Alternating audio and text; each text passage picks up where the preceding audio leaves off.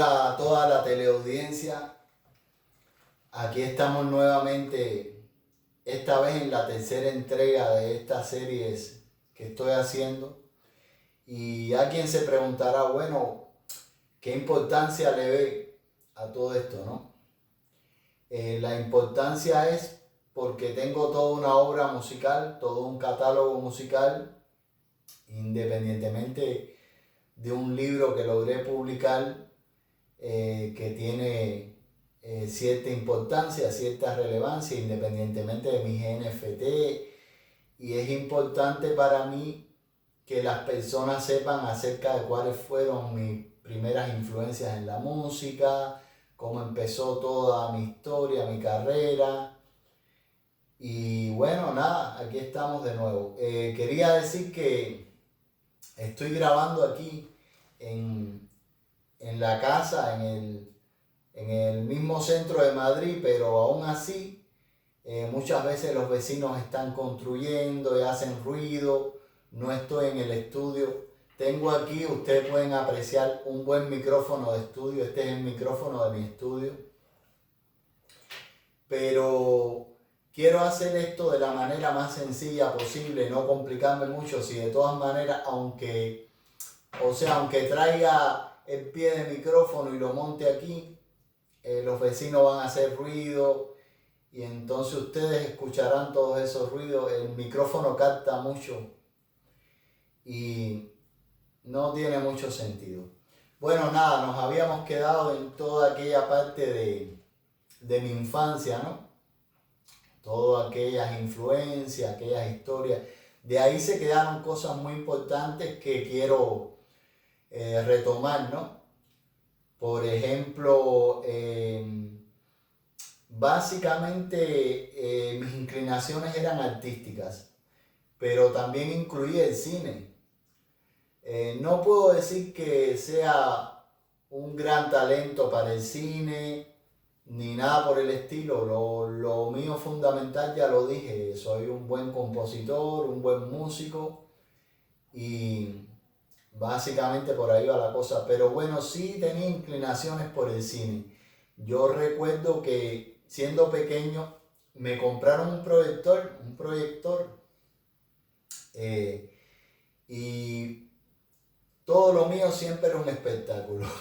Yo no era muy carismático, no era demasiado carismático ni demasiado de querer sobresalir ni nada, pero sí era muy organizado y tenía que hacerlo todo con el mayor rigor y la mayor perfección posible.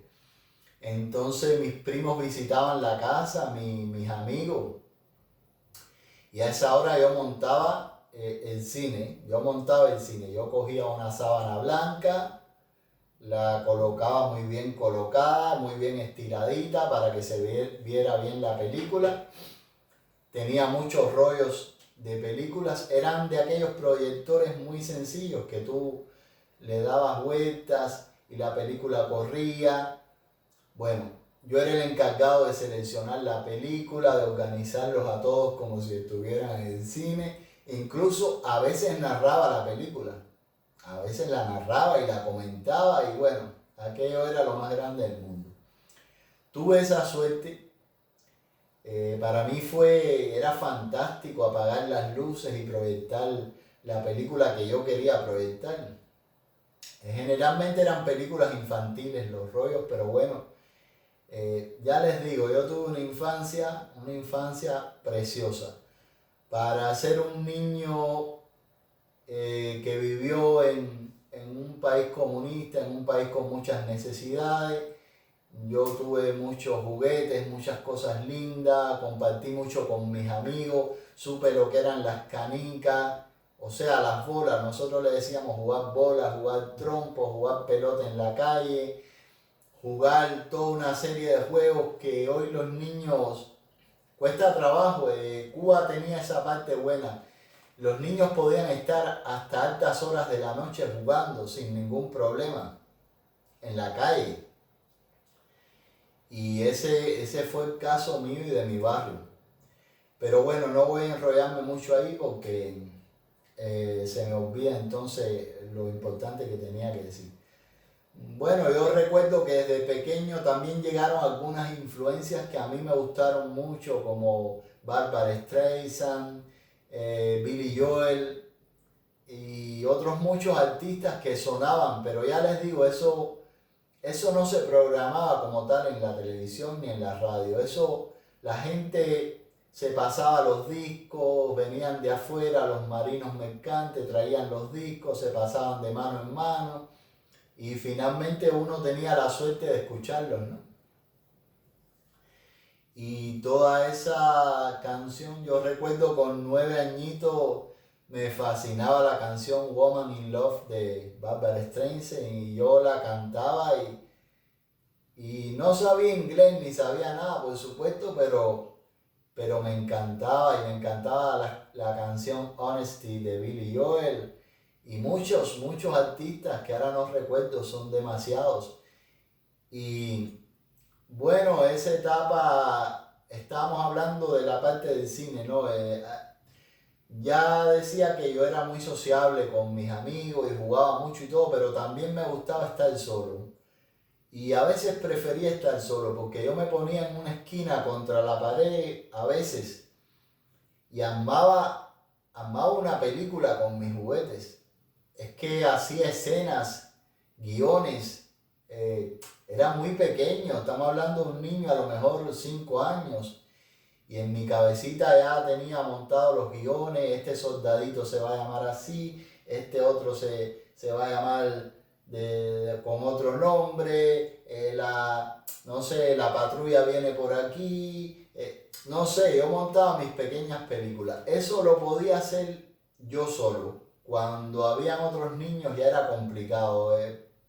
Los pobres, a veces entiendo, era difícil entender, entender mi manera de pensar. Incluso hay cosas curiosas respecto a mi madre, ¿no? Ella, al notar que yo actuaba de esa manera tan extraña, me llevó a un psicólogo. Me llevó a un psicólogo y el psicólogo me hace un test y me pone a dibujar. Y me dice, pinta un hombre, pinta una mujer. Y yo es que pinté un hombre y una mujer sobre todo, porque bueno, siempre tuve inclinaciones desde pequeño por el sexo contrario. Y pinté una mujer que era con un cuerpazo. Y aquel psicólogo cuando vio el test y vio todo, dijo, señores, que este niño está muy adelantado a su tiempo, pero en muchos años este niño piensa como un niño de muchos años. No, como un joven. Y bueno, al final la cosa por la parte de la ciencia y de la psicología no hubo ningún problema. Pero mi mamá nunca se quedaba conforme y me lleva a una consulta espiritista. Y, y el espiritista le dice lo mismo. Es que es un muchacho muy avanzado, este niño tal vez en un futuro pueda llegar a ser algo importante porque tiene muchas cualidades, mucho talento. Yo veo aquí Bueno, le dio su veredicto. Al final no era una cosa de que yo estaba traumatizado ni tenía ningún problema de locura ni nada. Era un niño normal. Lo que pasa es que me inclinaba por todas estas cosas y muchas veces los niños de esa edad no están pensando en eso. ¿Entiendes?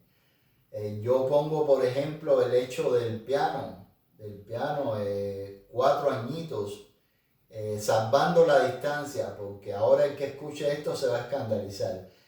Yo no pretendo ser como Mozart, ni nada, pero bueno, Mozart tenía su papá, que era músico, su hermana, que era muy buen músico también, tenía un piano para practicar, recibía lecciones, tenía los medios independientemente de genio.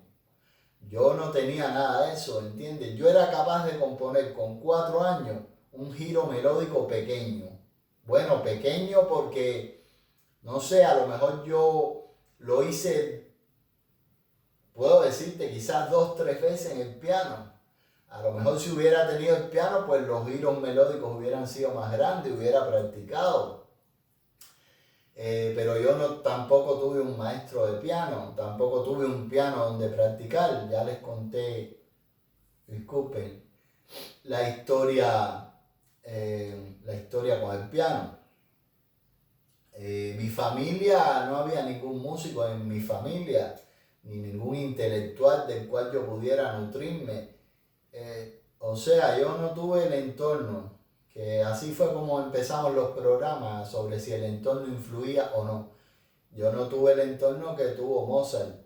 Que no hubiera llegado a ser un Mozart, bueno, tal vez, pero de lo que sí estoy seguro que si hubiera tenido lo que él tuvo, pues hubiera tocado mucho piano y hubiera adelantado mucho en el estudio del piano. Tuve que esperar muchos años para poder empezar a estudiar piano.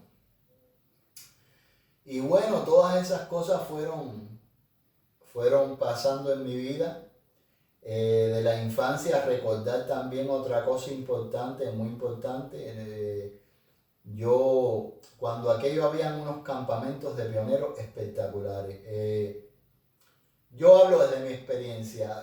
Siempre digo que hablo desde mi experiencia porque otras personas hablan de Cuba y solamente hablan lo malo.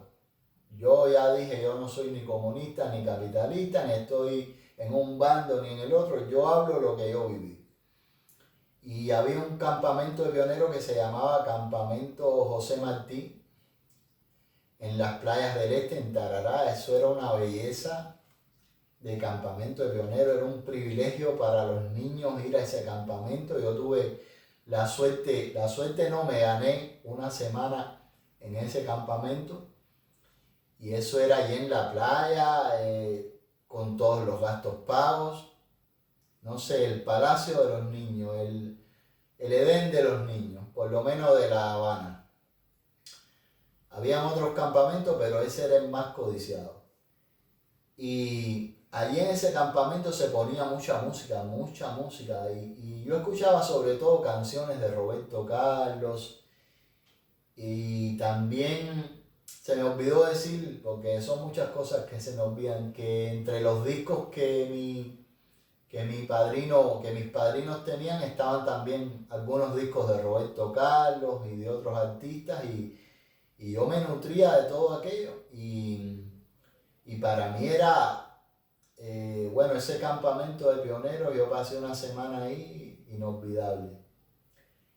Y allí también, no puedo decir que haya empezado a cantar, no, pero de vez en cuando tarareaba mi cancioncita, hacía mis cosas. No era un lugar donde precisamente los niños dieran algún espectáculo. Bueno, ese campamento después, más tarde se cogería para atender a los niños de Chernobyl y a las víctimas de Chernobyl. Y bueno, nada, tratando de hacer un resumen de esa etapa, no sé si se me quede algo. Mucha creatividad, mucho talento, y lo que he explicado en el otro programa, tal vez no tuve todo el apoyo necesario, todos los medios necesarios para mi desarrollo. Y llegó por fin la etapa de la secundaria básica. La etapa de los estudios secundarios, o sea, 12 grados, grado 13, grado 14. ¿Qué estoy diciendo yo? Bueno, la etapa de los estudios secundarios. En esa etapa hubo un cambio en mí. Llegó la adolescencia y la escuela se caracterizaba por las clases y un deporte obligado. Había que tener un deporte obligado, o sea, podías dar clases por la mañana y por las tardes el deporte, o dar el deporte por las mañanas y por las tardes las clases. De manera que no había tiempo para actividades extraescolares como la guitarra, ¿no? Como ir a la Casa de la Cultura y seguir practicando guitarra, aunque ya había tenido mi desavenencia con el profesor por aquella costumbre de faltar y de no prepararnos lo suficiente y después querernos llevar a las actividades.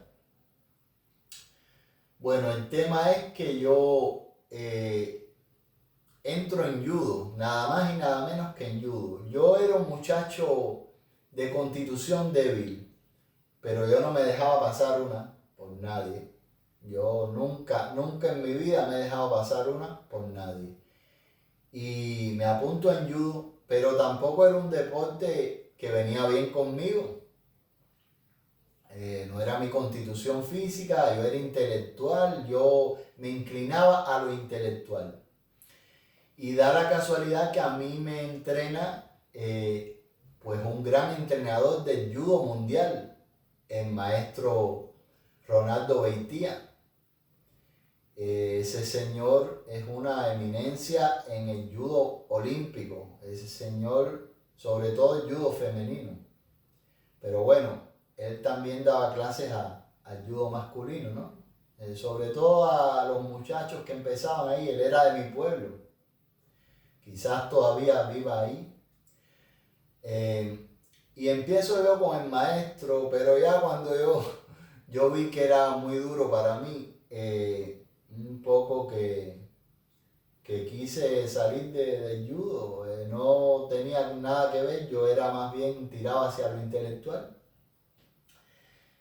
Y fue mi padre esta vez, porque mi padre ha tenido muchos gestos buenos hacia mí, ¿no? También eso de que me dio unas nalgadas por haber esculpido la losa en el cuarto, bueno, figúrate, también le jodí la losa. O no se la jodí porque al final hice una obra que no está fea, ¿no? Y está allí, pero bueno, les machaqué el piso. Y se enfadó y nada, me dio unas cuantas nalgadas. Pero él me ha apoyado también. Yo no puedo decir que ningún miembro de mi familia no me haya apoyado. En general, casi todos los miembros de mi familia me han apoyado en muchos momentos de mi vida. Bueno, el tema es que mi padre me sugiere el ajedrez. Y en cierta medida el ajedrez tenía su lógica, ¿no? Porque al ser más intelectual yo, bueno, pues como deporte el ajedrez me pegaba más. Y yo entro en el ajedrez, pero entro sin ninguna pretensión, entro por entrar, por cumplir con el deporte, porque había que cumplir. Yo no conocía el ajedrez. Y no me quedaba tiempo, estudiaba por las mañanas, iba por la tarde al deporte y ya después casi no quedaba tiempo, pero yo como tenía aquella inclinación por la guitarra y la cultura, pues yo a veces me escapaba del ajedrez o no iba a la clase de ajedrez, sencillamente no iba y me iba para la casa de la cultura, me fugaba del ajedrez. Pero resultó que fui muy bueno en el ajedrez. Es decir, yo no practicaba las aperturas, yo no le prestaba estudio, no atención suficiente, pero era bueno, no sé, era creativo, era genial. Y hacen una competencia municipal con vista a la provincial y ahí estaban los mejores ajedrecistas del pueblo, muchachos que jugaban, muchachos que más tarde fueron hasta campeones a diferentes niveles. Y yo como miembro del equipo participo, pero sin ninguna pretensión. Y empiezo a ganar y a ganar. Y el profesor se asombra que Iván te ganó, pero ¿cómo Iván te ganó? Pero Iván volvió a ganar, incluso llegó a decir, yo creo que Iván está haciendo brujería, hechicería, porque ¿cómo él va a ganar si él no viene, si él falta a las clases, no practica las aperturas, no estudia? Bueno, para no cansarles, terminé invicto en el torneo. El último jugador me dijo, vamos a hacer tabla, vamos a acordar tabla, porque a ti no hay manera de ganarte. Y así yo quedo en segundo lugar con una buena posición, porque si pierdo contigo ya abajo y tú quedas en primero. Y acordamos tabla, yo ahí no perdí, en ese torneo quedé invicto. Y y me tocaba ir a la provincial a defender el título, porque fui campeón municipal de ajedrez. Figúrese usted qué cosa más grande una persona que... Y el maestro me dice estas palabras: Iván, yo a ti no te puedo llevar a la provincial porque tú has ganado y has quedado invicto, es verdad, pero en realidad tú eres un desastre como estudiante, tú no practicas, tú no te dedicas al ajedrez. Y aquello fue una decepción enorme para todo el mundo. Fue una decepción para los jugadores buenos a los que le gané, porque todavía ellos se están preguntando cómo fue que yo le gané. Fue una decepción para mí, porque yo hubiera querido ir a la provincial y probar suerte. Y fue una decepción para el maestro porque realmente, si te pones a pensar, tenía lógica que no me llevara. Pero de todas maneras me podía haber llevado, porque nadie sabe, porque en realidad era bueno, porque en el ajedrez no se gana por suerte, se gana por inteligencia, se gana por saber. Pero bueno, ya la historia del ajedrez quedó ahí y nada, yo seguí yendo a la Casa de la Cultura, entre una cosa y otra, y ya cuando el maestro ya no se pudo hacer más nada con el maestro, un día voy a la Casa de la Cultura y hay un amigo, había una actividad, y hay un amigo que me dice: oye, que faltó un compañero, Iván, estoy haciendo aquí, trabajando con papier maché, en la parte de las esculturas, no recuerdo ahora la palabra, artes plásticas. Estoy trabajando con papier maché, ponte aquí conmigo. Digo, pero ¿cómo me voy a poner, Eduardo? ¿Cómo yo me voy a...? Él se llama Eduardo, le dicen Etienne. ¿Cómo me voy a poner aquí? Yo no sé nada de esto. Esto es facilito, mira, esto tú vas haciendo esto, qué sé yo. Y ahí frente al público. Y me pongo yo y hago una máscara, y la máscara me queda como si hubiera trabajado toda la vida en eso. Y el maestro me capta, y este muchacho, no, yo lo invité, no, él nunca ha venido, pero mira la máscara que hizo. Yo tenía muchas habilidades en todo eso. Y me capta y me pone a trabajar en el barro, y empiezo yo a trabajar con barro y artes plásticas, y muy bueno, era muy bueno, hacía unas esculturas muy bonitas y muy bien hechas. Incluso tengo una anécdota mística que creé un muñeco de barro, y al cabo de los años, cuando entro en el preuniversitario, pues me encuentro conozco una persona que le gustaba mucho el cine, que era idéntico a ese muñeco. No sé, como si yo hubiera visualizado eso. Son cosas muy místicas, muy extrañas. No vamos a entrar ahí en ese detalle porque estamos hablando de arte y de música.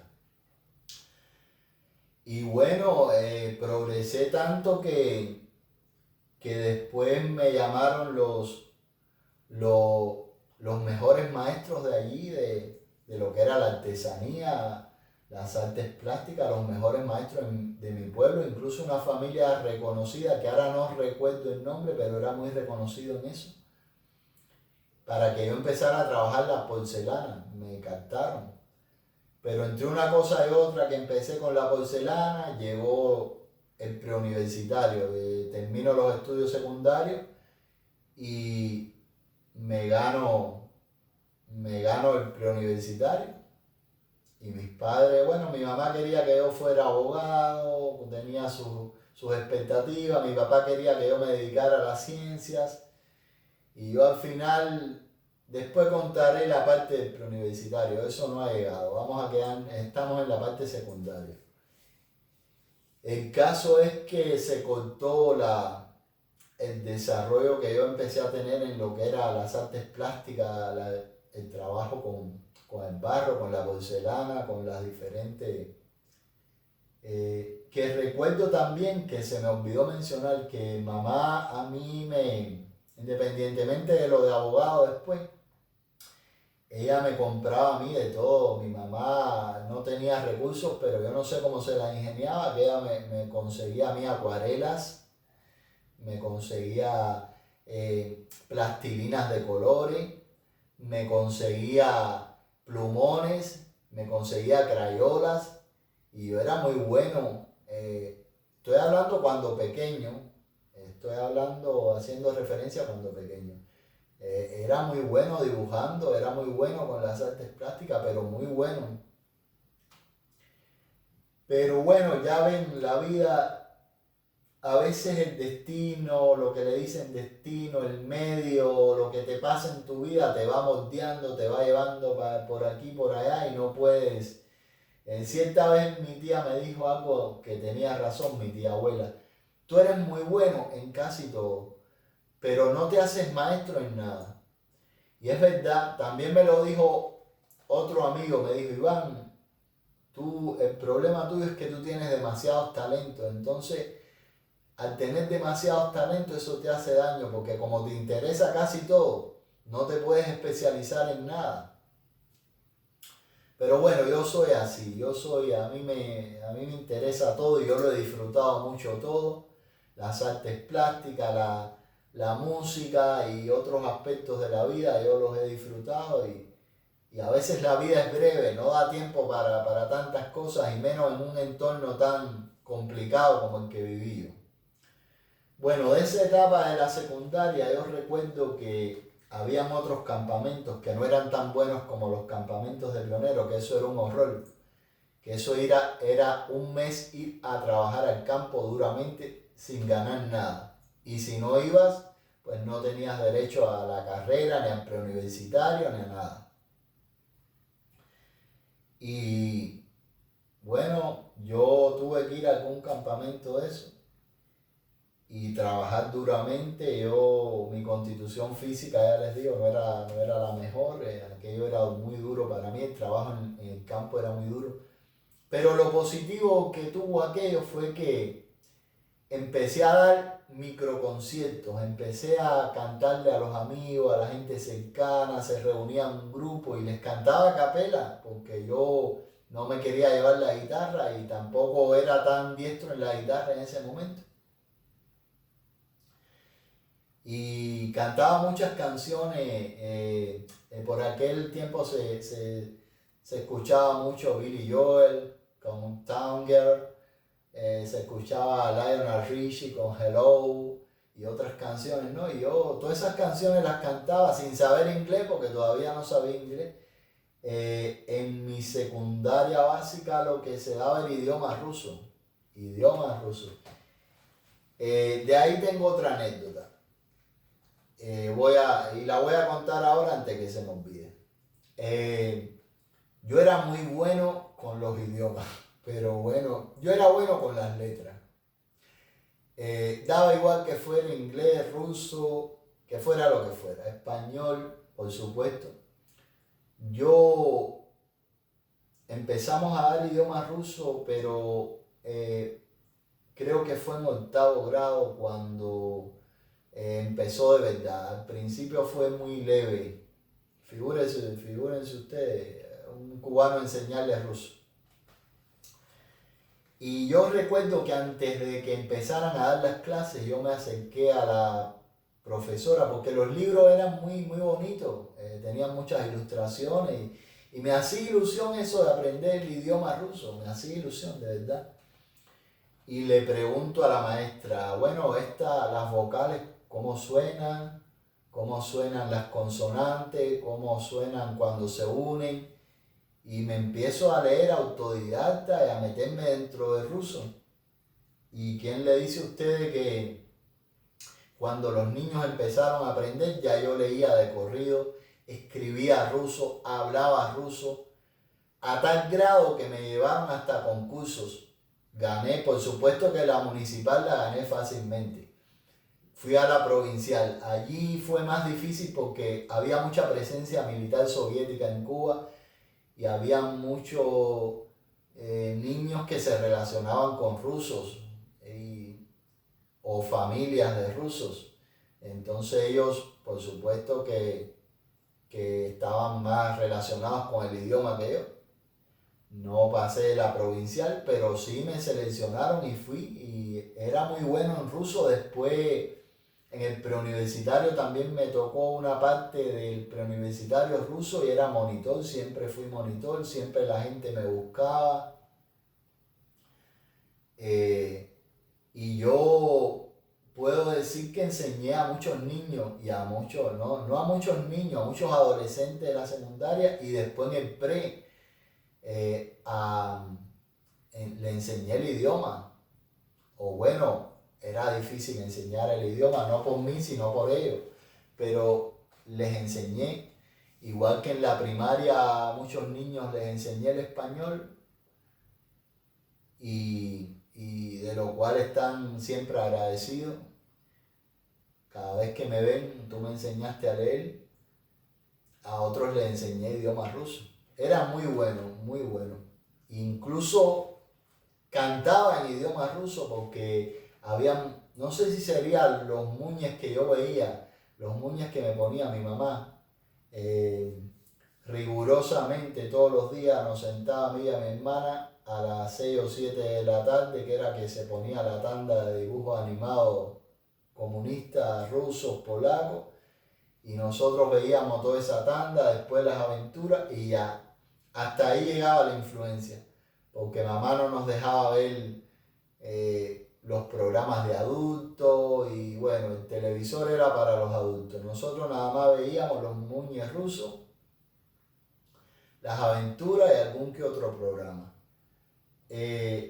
Y entonces yo me aprendí algunas canciones de dibujo animado y de un serial que se llamaba El Electrónico, precioso. Una teleserie muy bonita, y yo me aprendí las canciones del Electrónico y nada, se me daba bien. Y entonces, incluso más adelante, cuando crezco y entro en el cine, después contaré esa anécdota, me invitan a una película donde tenía que cantar en ruso y lo hice también, por supuesto. Entonces, de esa etapa, allí en esas escuelas al campo, donde sufrí bastante por el trabajo duro que había, pero bueno, di mis primeros microconciertos y también compuse, yo creo que fueron mis inicios como compositor musical.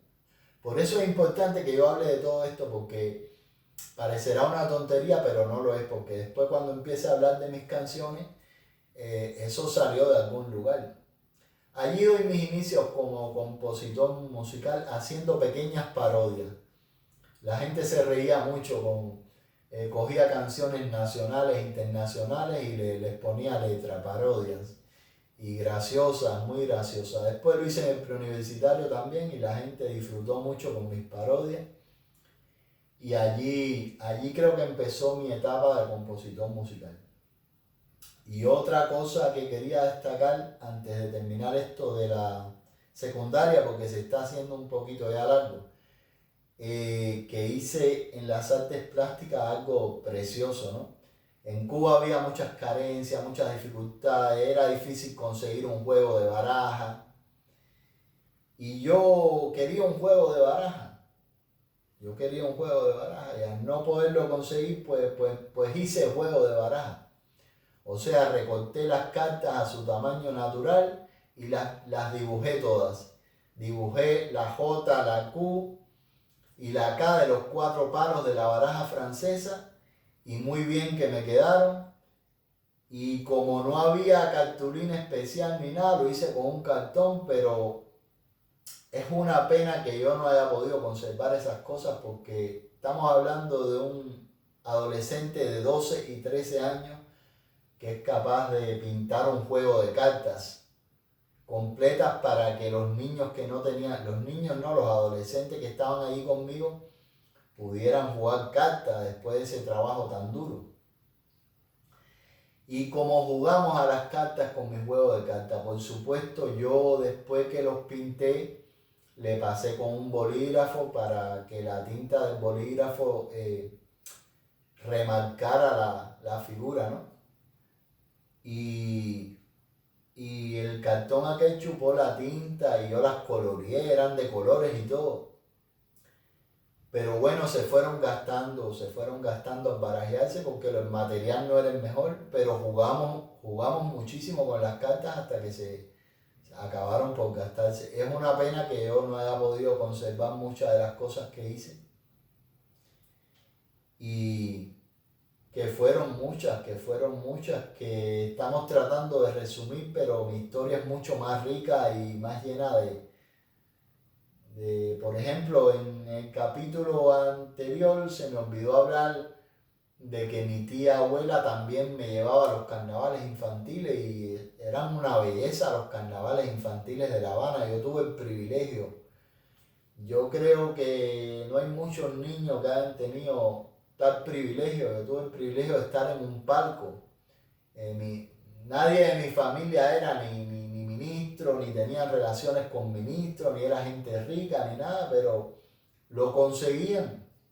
Y yo tuve el privilegio de estar en un palco de los carnavales infantiles de la Habana, ahí en Malecón, y los recuerdo, los recuerdo con mucha nostalgia, pero con mucho entusiasmo porque fue bello aquello, fue bello. Recuerdo que se me acercó un muñecón y le metí un piñazo y le abollé Era un niño. Lo escaché y digo, ¡oye niño! Y figúrese usted, pero me impresionó que el muñecón se me acercara así con esa cabeza tan grande. Y ahí en ese palco se comía bien y se veía todo el paseo de las carrozas y mi familia, por favor, es que yo fui a lugares bellos, a las escaleras de Jaruco, que eran como los mogotes de Viñales, con paisajes preciosos, a muchísimos lugares, ellos me llevaron. Y nada, voy a dejarlo aquí porque ahora viene la parte de los estudios preuniversitarios y tendría que decir mucho, pero bueno, tampoco vamos a hacer tan extenso. Aquí lo más importante, que doy mis primeros pasos como en la composición, ¿no? Como compositor musical y a presentarme ya fuera de mi marco familiar, a amigos y demás cantando.